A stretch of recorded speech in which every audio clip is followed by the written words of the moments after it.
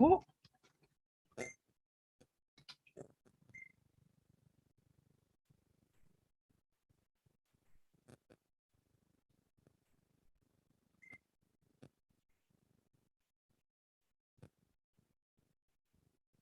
Bakit?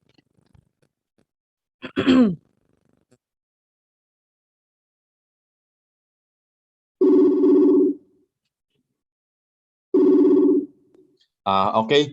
My dear friends, we are also live on YouTube na. O, di ba? Ngayon lang naging okay. We are live on YouTube sa ating Psikolohisang Gala channel. And may I request everyone to please be on mute.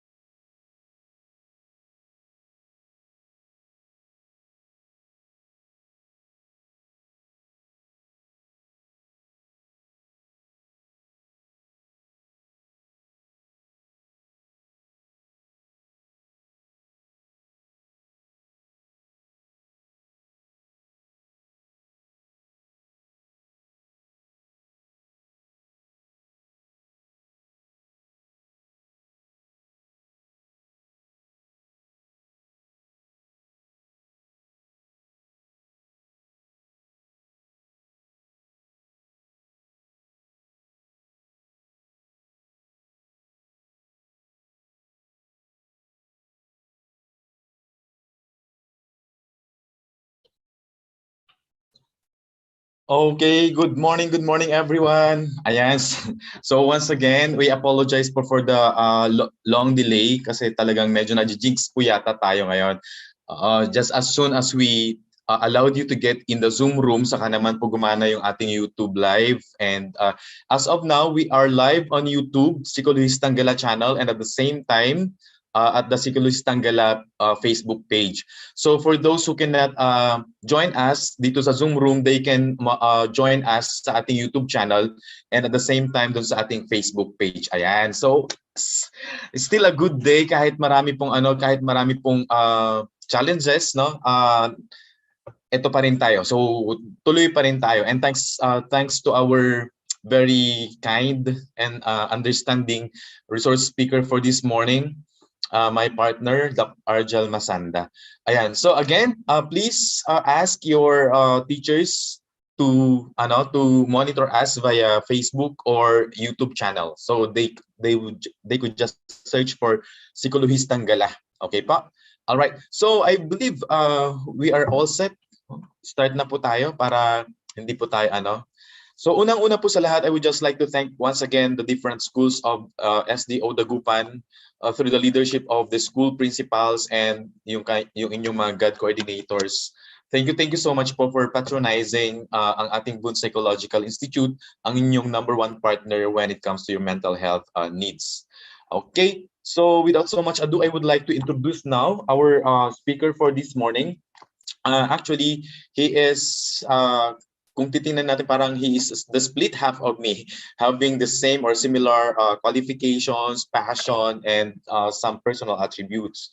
So our speaker this morning, our guest lecturer, my good friend, is a registered psychometrician and a registered guidance counselor who finished his Bachelor of Arts in Psychology, Master of Arts in Guidance and Counseling, and Doctor of Philosophy in Psychology, major in Forensic Psychology at the Far Eastern University.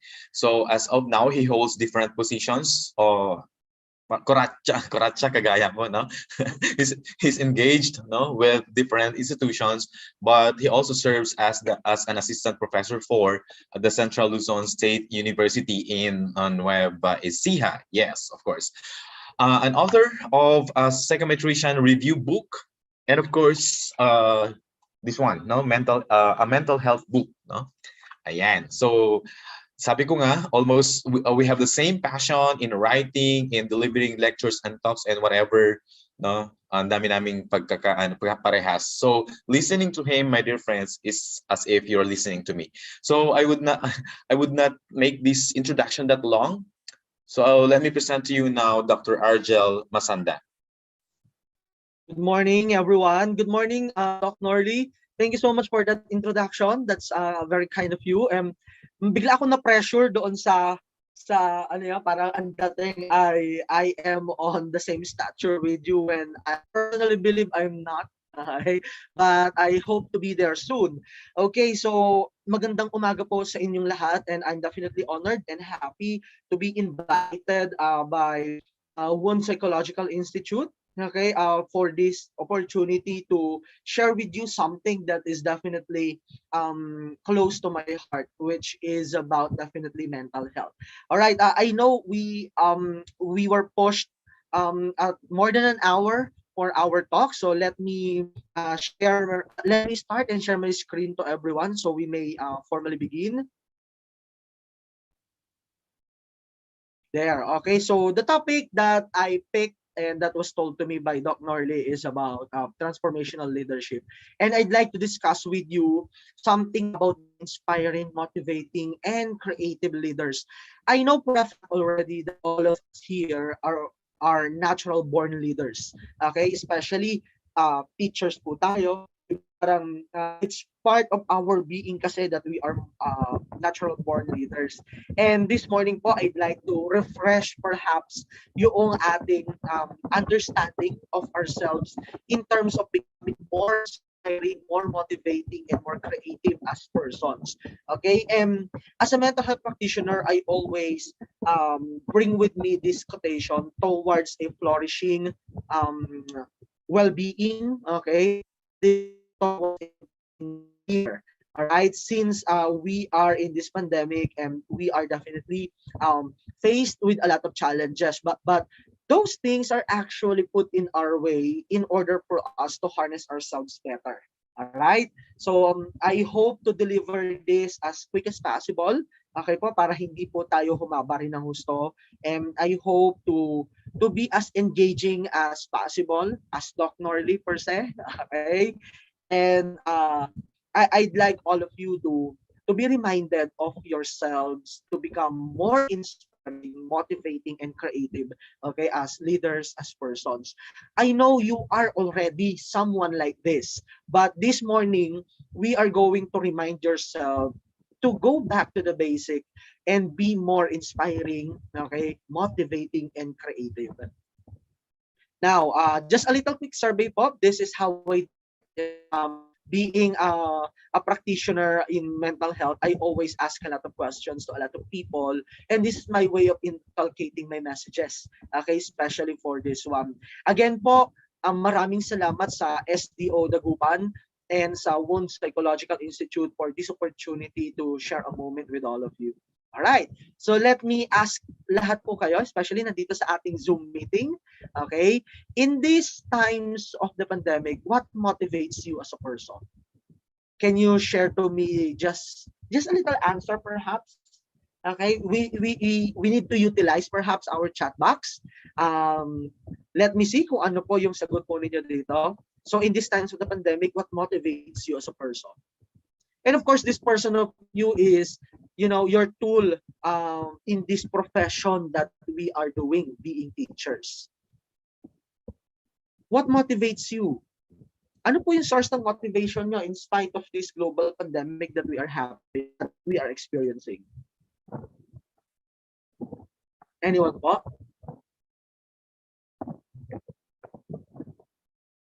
Hello?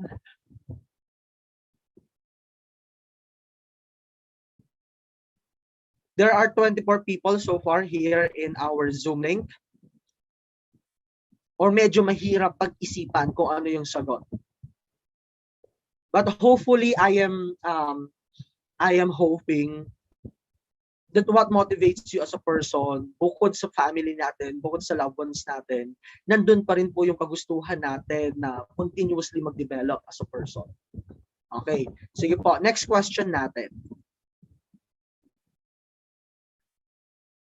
In these times of the pandemic, what things inspire you as a person? Ano po yung mga bagay na nakita niyo as something inspiring?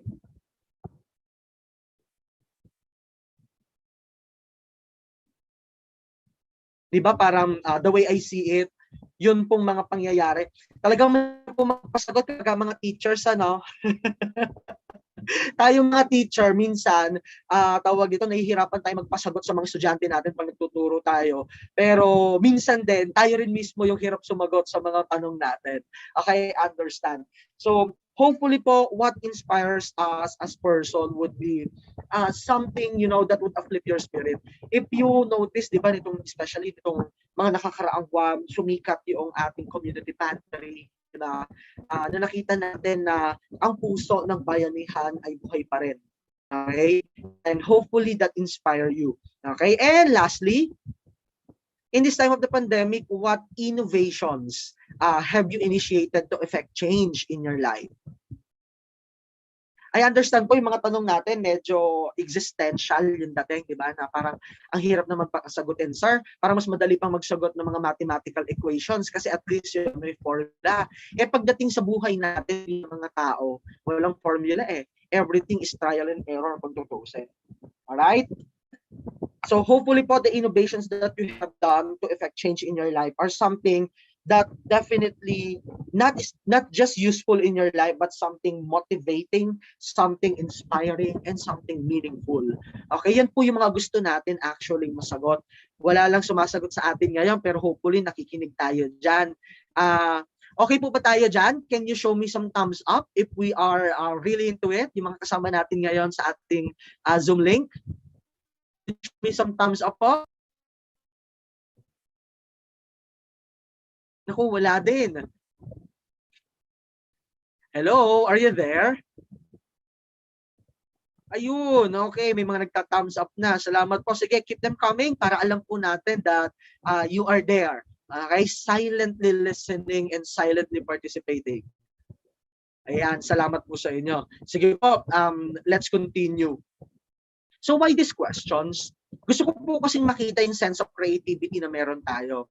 And did you know that creativity is one of the most effective components of a successful leadership?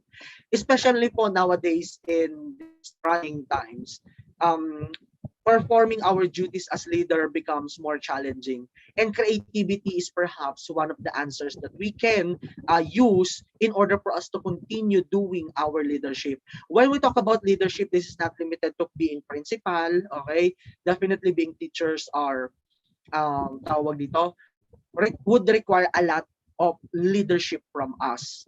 Okay? So, kaya nga tanong ko kanina, pakita ko sana kung how creative are we in coming up with an answer. Okay? Ang problema, parang medyo meron tayong limitations in the way we share our answers, but that's just okay po.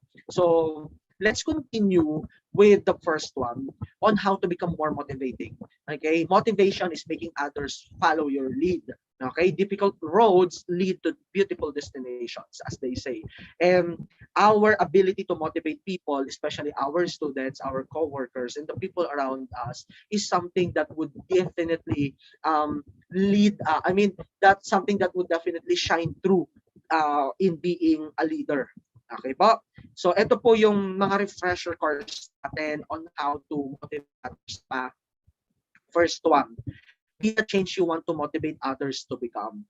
So, sa madali pong sabi, when it comes to this, your reputations, character, behavior will inspire more than anything else. The only way to call the best out of others is to expect the best from yourself. Sa madali pong sabi, always begin with ourselves kasi talaga eh. Di ba? We have to practice what we preach. If we want others to be, say, more adept in technology, dapat tayo mismo ipakita na in spite of the stature that you have now, in spite of the age that you have now, in spite of the pressing situations that are happening right now, you are effecting change by becoming more adept in things that we need to, say, technology. Okay? Dahil ang technology nowadays ay parang definitely we have to be adept to it. Otherwise, hindi natin mapupulfill yung ating leadership roles kasi di ba, majority of things na ginagawa natin ngayon ay through online, through virtual. Okay? And even though medyo lumuluwag na tayo right now and hopefully magtuloy-tuloy, majority of the time, virtual pa din tayo. Okay? Then, eto po, tell people exactly what you want to do. Motivation is all about getting people to take action. So, don't be vague. Okay? Kailangan daw klaro, kailangan malinaw. Avoid generalities like, I want everyone to do their best. Say instead, I need you to come in over the weekend so we can get this project done on time. Yeah. So, ibig po sabihin, if we want others to move, okay, we need to tell them exactly what kind of movement we need them to do. Okay? Let's avoid generalities. So, kailangan daw talaga specific. If you need it to be more specific with a person, then say it. Okay? Be direct, okay, and approachable and congenial in our approach to telling people exactly what we want them to do. I understand po tayo mga Pilipino, mahilig tayo doon sa paligoy-ligoy, okay, yung ano tawag doon, yung paikot-ikot, 'di ba, going around the bush. Pero if you want to really motivate others, you need to be very particular with them and what you want them to do. Okay? So next, limit the amount of time or effort that you're asking for. Okay? Ano pong ibig sabihin naman? It's easier to ask people to work late one night or even every night of the week than to expect them to work late indefinitely. Set an end date. Ibig po sabihin, in connection sa sinabi natin kanina na we be specific, we need to limit yun din pong time and effort na nire-require natin sa kanila. May it be sa ating kasamahan o teachers or sa ating mga students. Okay? We ourselves believe that our number one priorities are our families. Okay? So definitely that would be much the same with them. So if we want people to be more motivated, okay, in what they do, we have to set certain limits kung ano lang yung nire-require natin from them. I understand may mga tao na very strict with what they want to get or what they want to receive, okay, from other people, but we need put certain limit kung ano lang ba yung pwede natin i-expect from them. Alright? Yan po. Next natin. share in the sacrifice. So what do we mean here? Leaders don't ask people to do what they themselves are willing to do. Don't tell your people to work over the weekend if you've got plans for a spa day. Roll up your sleeve and share the load. Okay? Ito po yung madalas natin nakikita. Minsan, hindi tayo tumatrabaho aral. Nakita nila na yung teacher nila or boss nila ay hindi mismo tumatrabaho doon sa bagay na gusto niya.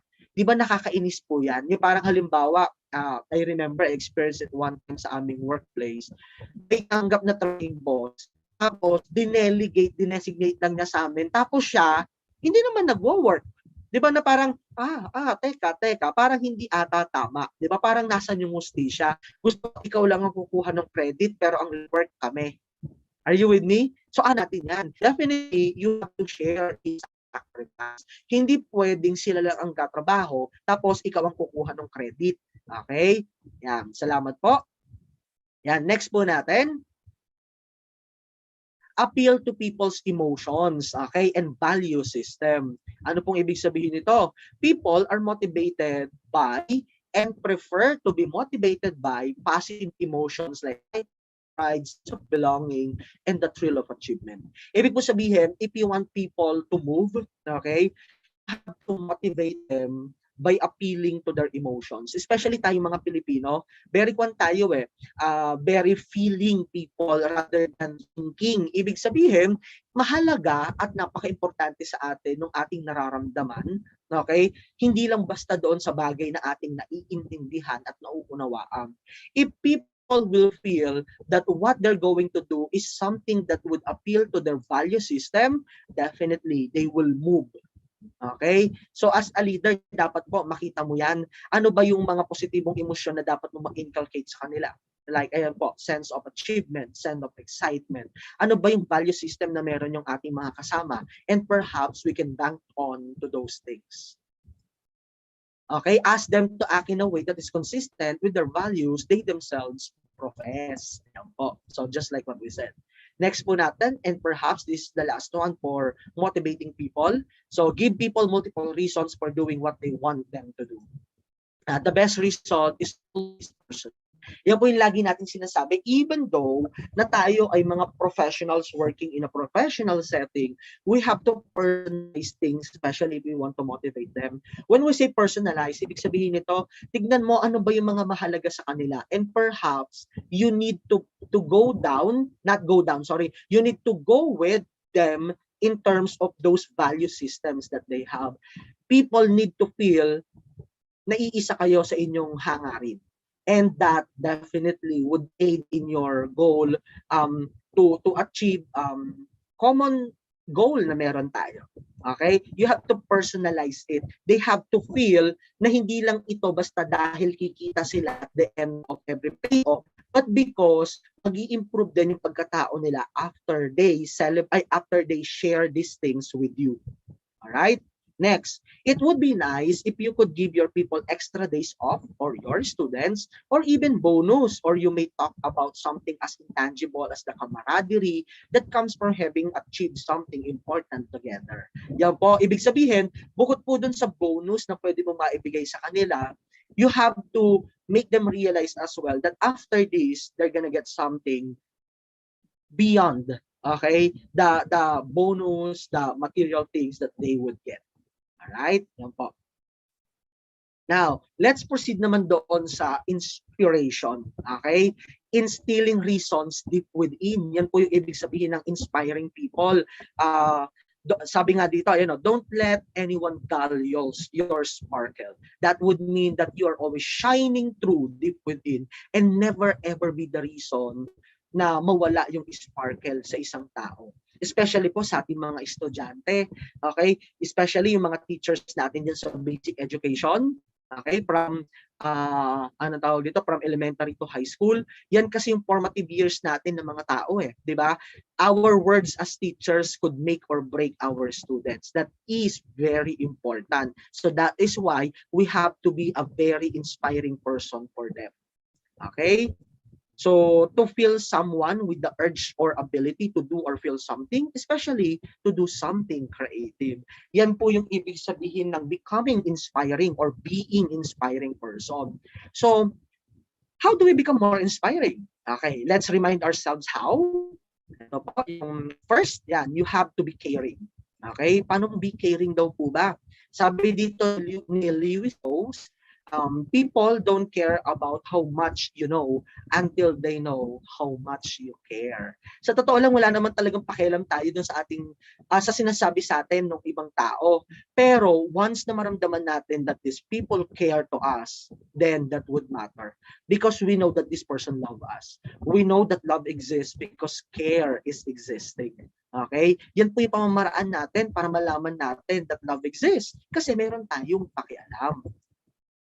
This is so important to realize. Okay? Take interest in other people and get to know them. Yan po yung ibig sabihin.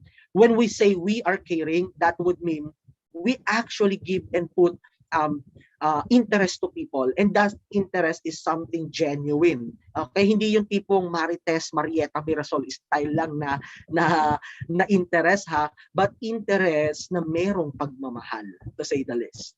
All right? It truly makes a difference in your relationship with other people when you show how much genuinely care and cherish them.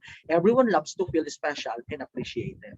Once you inculcate that to persons, okay, they wouldn't forget you anymore. Di ba sabi nga natin, people will not remember you for what you do, okay? But people will always remember you for what you made them feel. Kaya nga, very important po na magpakita tayo ng care. Kasi yan will definitely inspire others to do and give their best. Okay? Next, encouraging. We all have bad days, definitely. And be that person who encourages others to keep pushing. And everyone likes to be hyped up. Be that person who hypes up others. Doing so will help people see the best in themselves, especially these trying times. Especially po na ang dami nating limitations nowadays. Let's be more encouraging rather than someone who will, put up the fire in our being. Be encouraging by looking forward or looking always at the positivity or the upside of the situation. Kasi nga, ito na yung panahon na talagang challenging ang lahat. Okay ba? Yan. Next. Yeah, be woke. Okay, meaning gumising ka. Okay? Ano ibig sabihin ng be woke? Well, simple. Educate, educate, educate. You can never learn enough. That's so true. Keep your brain refreshed by looking for knowledge and people that contribute to your personal growth. Stay informed. A huge part of inspiring others is having values that believe in others, regardless of their differences. Learn to love equally. Okay? Ibig po sabihin nito, hindi porke PhD ka na, hindi porke principal ka na, superintendent ka na, or teacher ka na, etc. Sila na lang lagi ang dapat matututo sa'yo. Tayo rin po ay lagi may natututunan sa ating kapwa. Yan po yung ibig sabihin ng pagiging woke. That hindi porke nasa top of the pedestal ka na, ay sapat na lahat na nalalaman mo. If you have reached the top, then expand. You can never learn enough. Alright? Yan. Bakit po? Importante po yan kasi yung someone na merong teachable attitude, very inspiring. That is so true. Okay? Then be able to communicate, to inspire others. You have to be able to communicate with them in a way that is understandable and effective. Ibig pong sabihin, kailangan meron tayong maganda at tamang paraan para ma-reach out yung ating through the way we communicate with them. How do we communicate ba? Through brains lang ba? Through our mouths lang ba? It should be coupled with our heart. Ibig sabihin, with love and understanding. Okay? Watch the way you speak and the words you say. Ibig po sabihin, tingnan mo, ng pagsasalita, okay? At yung mga salitang ginagamit mo, malaki ang epekto nito sa ibang tao kung paano sila may inspire sa'yo.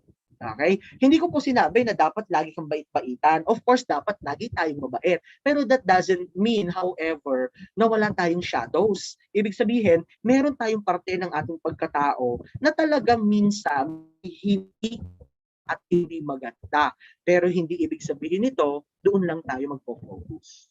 Alright? Yan, next po. Yan, be open. Okay, napakahalaga, napaka-importante. By becoming open, that means openness is one of the leading factors to living your truth. There's no way you can inspire others unless you are living your truth and being open to the world. Be able to share your failures just as much as you can share your successes. Sa madali pong sabi ng pagiging open, bukas ang iyong puso, ang iyong isipan, ang iyong pagkatao. Ibig ko sabihin nito, hindi porke halimbawa teacher ka, principal ka, perfect ka na wala kang kamalian, walang kapangitan. By becoming open, that would entails na pinapakita mo rin yung vulnerabilities mo. And vulnerabilities is basically sometimes or most of the time can be used as source of our strength. Ibig sabihin nito, ipinapakita mo that you are not perfect, but you are doing your best to achieve that fullest potential of yours. Those kinds of people kasi are very inspiring. Okay? Especially if we're going to keep our mind open. Diba? Sabi nga nila, our minds work daw like a parachute. Diba? It works best when it's open. And the same applies to our being. Ibig sabihin nito, you are open to experience, you are open to change, and you are open to becoming better. Alright? Yeah. This will allow you to become more relatable to others. And of course, when people relate to you, you inspire them by your very being. Okay, vulnerability, the one we were talking about, is being open and honest with yourself and others. Okay? Wag mong lolokohin lang yung sarili. Okay? Dahil kapag niloko mo yung sarili, hindi mo rin mapagkakatiwalaan, hindi ka rin mapagkakatiwalaan ng ibang tao. So we have to be able to be definitely strong yet vulnerable. Vulnerable yet strengthful. Okay? Fortitude, ibig sabihin. Alright? And, yeah, challenge them. Last one for becoming more inspiring. Paano challenge them? People are inspired by doing the ordinary or by meeting expectations. They are inspired by the exertion, creativity, and sacrifice needed to exceed what they themselves thought possible. Ang problema po kasi minsan sa atin, nagiging tayong complacent. Ibig sabihin ng complacent, yung bang masyado ka ng komportable doon sa kinilalagyan mo as if na-reach mo na yung pedestal. Just like what we mentioned kanina, okay? When we have reached the pedestal, okay, we have to expand further. Sa madali pong sabi, always challenge yourself and other people that the best is yet to come. Okay? That's how to inspire.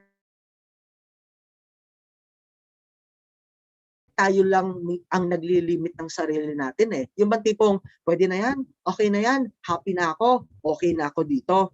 So, no problem, pero may question ako. Have you given and done your best yet? If your answer is not yet, okay, never be contented yet in your life, okay, unless you have given your best. Of course, we know that contentment is good, but it is only good if you have already challenged yourself to the best of your abilities. Otherwise, huwag ka munang makontento. Alright? Yan. And last one po natin for this morning ay about creativity. Making things out of the ordinary. Yan po yung pagiging creative. Okay? So how do we become more creative daw as persons? So first, yan, believe in yourself. Identify your own ideas first. Ano pong ibig natin sabihin? Our mind is an amazing machine and our belief system impacts on our capabilities to do and learn. Telling ourselves that we are will ensure that we do not put any psychological barriers in the way of generating great ideas. When you need to come up with ideas or solution, try to avoid going to the creative people and you may have tended to rely on it in the past. Take time to come up with ideas and solution yourself first. Ibig sabihin ganito, kapag meron pong isang bagay na dapat na magbigay ng sarili mong opinion or kailangan mong pag-isipan kung ano ang dapat gawin, huwag ka munang tumingin ng sources mo. Okay? Do your best first to come up with your own idea, own solution, and own answer first before you actually, okay, look for other sources. Okay? Ang problema kasi minsan sa atin, di ba, especially kapag merong mga voting style, titignan mo muna ano yung pulso ng mga tao sa paligid mo so that yung isasagot mo ay conforming to what they want to happen. Okay? In that case, hinaharangan mo yung creativity mo. You need to come up with your own first, okay, so that you can harness your creativity. When we talk about creativity po, we are not only limiting to the idea of being artistic, ha? It also talks about becoming more, ano ba tawag doon? Becoming greater leaders. Just like what we said earlier, nowadays, one of the best characteristic of great leaders, okay, is that they are being creative. Okay po?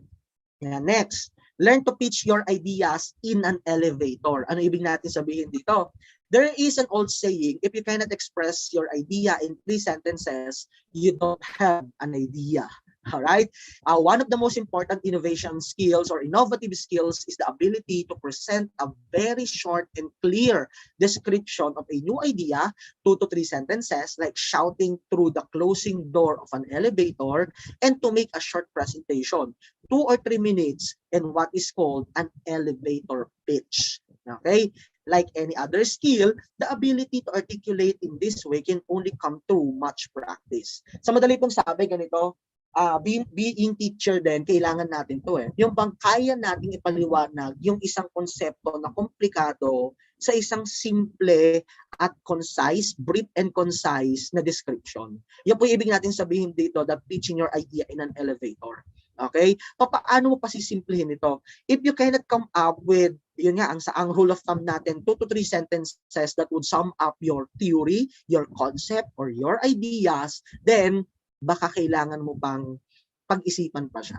And you can do it creatively. Ibig sabihin, kailangan mo ngayon mag-isip ng mas malalim on how are you going to summarize it in 2 to 3 sentences alone. And when you explain it to people, you are able to deliver it within 2 to 3 minutes only. Okay? Yan po. And you can do it, okay, by, you can practice it over and over again, and that in itself is actually harnessing your creativity. Alright po? Next natin. Yan po, think outside the box using the 3 ifs. Okay? Ano daw po yung 3 ifs? Ito po yung mga tanong na pwede mong itanong daw sa sarili mo when you are thinking outside the box. What would happen if I change it? The object, the system, the social relationship, etc. Whatever it is that you are actually thinking of, what would happen if you change it? You have to be able to come up with an answer. Another question that you may put into yourself, what would I change to improve about this object, and that object could be yourself, if I wanted to use it in 10 years? Kasi hindi pwedeng, yung iba kasi, anong nangyayari? I've been doing this for 3 years already, 5 years already, so why change? Okay? Well, if it's working that way, question, can it be better? The answer probably is yes. So therefore, what improvement can you effect so that you can do things more creatively? Okay? And last one, what would I do if I had 1 million peso investment to improve it? O ayan, sa ginagawa mong trabaho, kung meron kang 1 milyong piso, ano ang pwede mong magawa para ma-improve siya? Okay? That idea would give you some innovation. Okay? Well, hopefully nga, magkatotoo, magkasara ng 1 million para ma-improve ito. Alright? Next, use your imagination. Diba? Sabi nga ni Albert Einstein, diba? This is the most important characteristic daw of a scientist. Okay? Not your knowledge per se, but your imagination.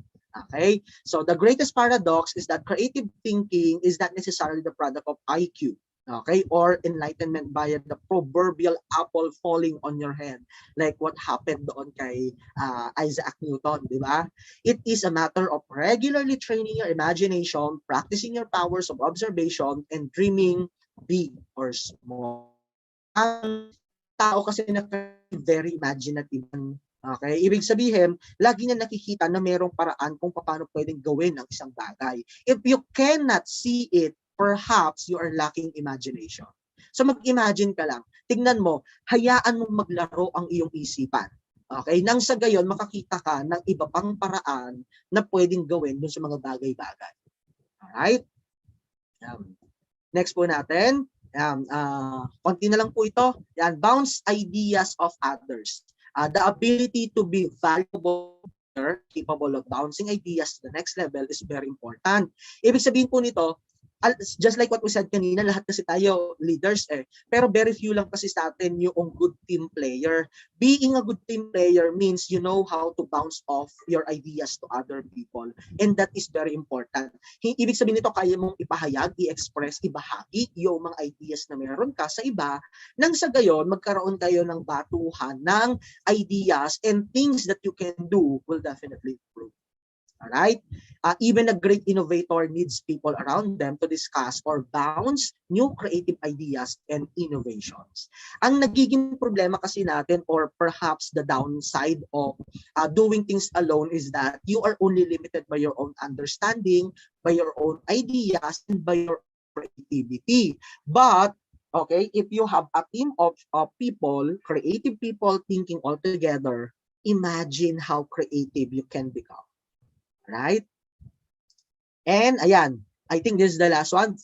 Practice creativity. So associate with yourself with creative people. When we say creative people, ito yung mga tao na ano ba tawag doon? Critical thinker. Okay, ito yung mga tao na teachable. Okay? At ito yung mga tao na inspiring and motivating. Yan po yung mga creative people. Surround yourself with those kind of people, and perhaps be someone like them. Okay? Associate with children. Di ba? Ito mga bata, napaka-creative nila. Di ba? They always have this simplistic way of thinking. And most of the time, creative yon. Bakit? Ang nagiging challenge kasi sa atin ng mga adult, we tend to overthink and we tend to go beyond and above what is being presented. Okay? Unlike ang mga bata, their simplicity is not just beauty, but sometimes the answer. Okay? Play games, puzzles, or physical sports. Okay? Ibig sabihin po, keep honing that body and mind of yours. Huwag kang basta makontento sa kung ano lang yung meron ka na ngayon until you reach that moment that you know you have given your best. Focus on hobbies. Continue doing what it is that you want. And try to look at the better ways of conducting them. And perhaps, okay, you can do or you can be more creative. Read and write creatively. Every now and then, alam ko po, busy tayo sa mga gawain natin. Pero if you cannot write, okay, I mean talagang sulat with ballpen at papel, use your phones, di ba? And then try to pitch in there yung mga ideas na meron ka.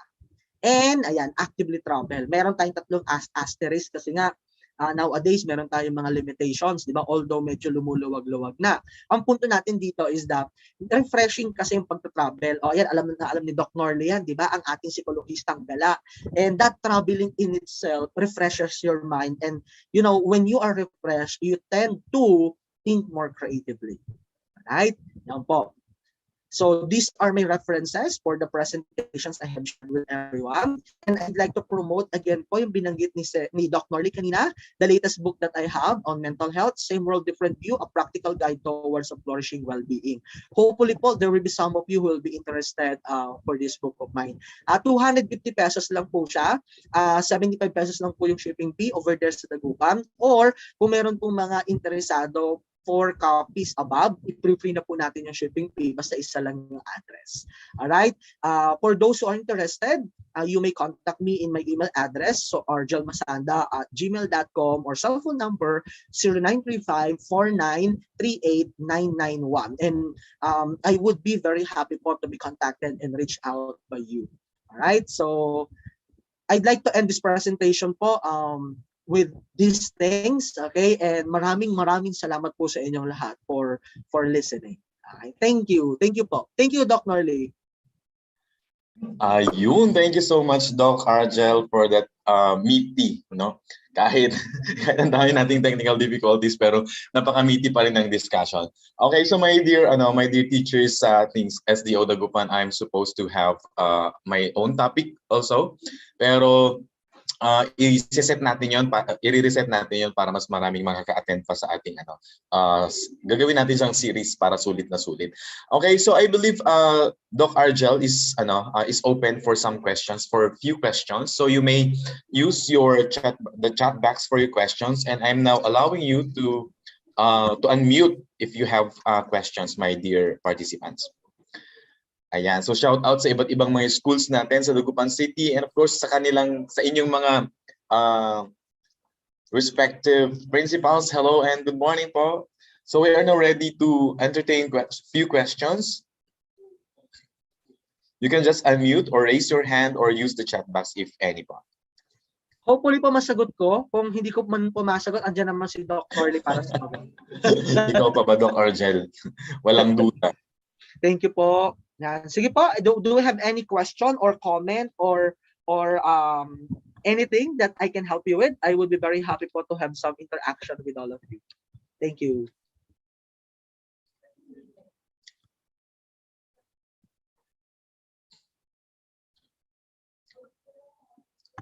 Ayan, medyo nabitin yata yung ating participants, Doc Argel. Pero sabi nga namin, mahilig kaming mambitin ni Doc Argel para mayroon pa kayong aabangan. Yes, at syempre gawin nating pambungad sa ating 2022 yung second part ng ating webinar series, which will be focused on inspirational leadership naman. Okay? Okay, so I think there's no question, no comments. And hello din sa ating mga viewers sa YouTube, sa ating YouTube, and of course sa ating Facebook page. Hello sa inyong lahat. Doc, sabi nila pagka daw walang comment or walang question, dalawang bagay lang. Either clear or walang na-pick up at all. Nasaan kaya tayo doon? Kasi wala pa talagang wala nagko-comment or anything simula ko. Parang nalulungkot naman ata ako na wala ata akong naibahaging something fruitful to everyone. Doc Argel, knowing the teachers of the Dagupan City, we are on the first everything is clear, ganyan yan mga yan. Fast learners yan mga yan, Doc Argel. Thank you, Doc. Thank you. Okay, so wala po ba talagang questions? Walang concerns? Okay, and there being none, I would like again to thank everyone. Ayan, may mga chat, Doc Argel. Ayun, nagpapa-shoutout sila. Tambak Elementary School, hello. ECIS Senior High, yung aking suki din.